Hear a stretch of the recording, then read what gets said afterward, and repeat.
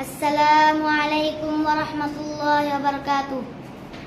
أعوذ بالله من الشيطان الرجيم. بسم الله الرحمن الرحيم. الرحمن علم القرآن خلق الإنسان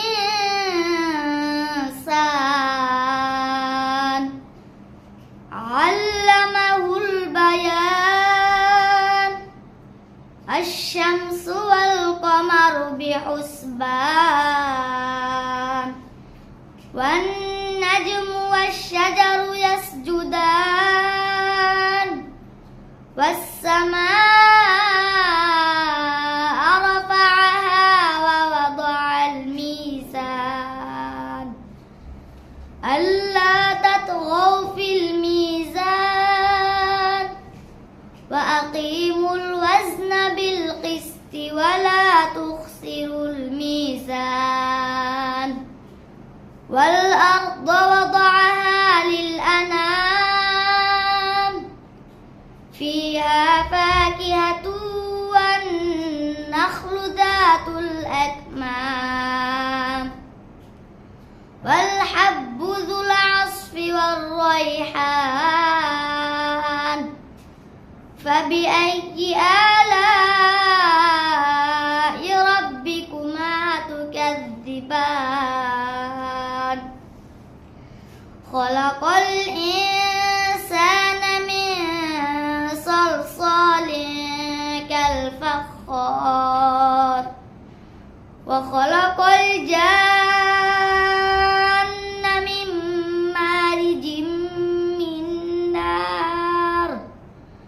فبأي آلاء ربكما تكذبان رب المشرقين ورب المغربين فبأي آلاء ربكما تكذبان مرج البحرين يلتقيان بينهما برزخ لا يبغيان فبأي آلاء ربكما تكذبان يخرج منهما اللؤلؤ والمرجان فبأي آلاء ربكما تكذبان وله الجوار المنشآت في البحر كالأعلام فبأي آلاء ربكما تكذبان كل من عليها فان ويبقى وجه ربك ذو الجلال والإكرام فبأي آلاء ربكما تكذبان يسأله من في السماوات والأرض كل يوم هو في شأن فبأي آلاء ربكما تكذبان سنفرغ لكم أيها الثقلان فبأي آلاء ربكما تكذبان يا معشر الجن والإنس إن استطعتم أن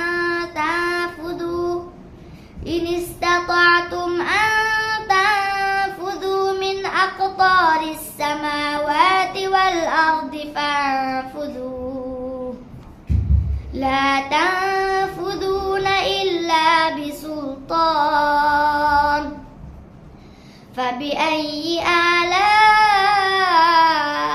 ربكما تكذبان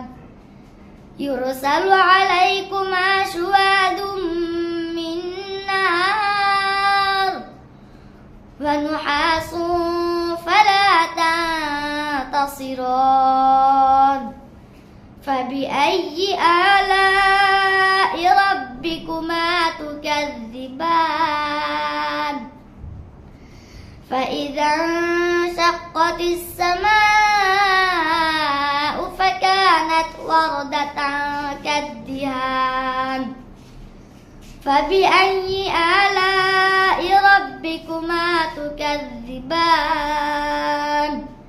فيومئذ لا يسأل عن ذنبه إنس ولا جان فبأي آلاء ربكما تكذبان يعرف المجرمون بسيماهم فيؤخذ بالنواسي والأقدام فبأي آلاء ربكما تكذبان هذه جهنم التي يكذب بها المجرمون يطوفون بينها وبين حميم آن فبأي آلاء ربكما تكذبان ولمن خاف مقام ربه جنتان فبأي آلاء ربكما تكذبان ذواتا أفنان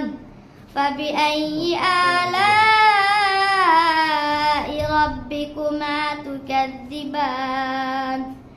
فيهما عينان تجريان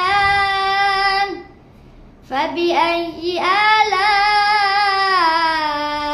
ربكما تكذبان فيهما من كل فاكهة زوجان فبأي آلاء ربكما تكذبان متكئين على فرش بطائنها من استبرق وجنى الجنتين دان فبأي آلاء ربكما تكذبان فيهن قاصرات الطرف لم يطمثهن إنس قبلهم ولا جان فبأي آلاء ربكما تكذبان كأنهن الياقوت والمرجان فبأي آلاء ربكما تكذبان هل جزاء الإحسان إلا الإحسان فبأي آلاء ربكما تكذبان ومن دونهما جنتان فبأي آلاء ربكما تكذبان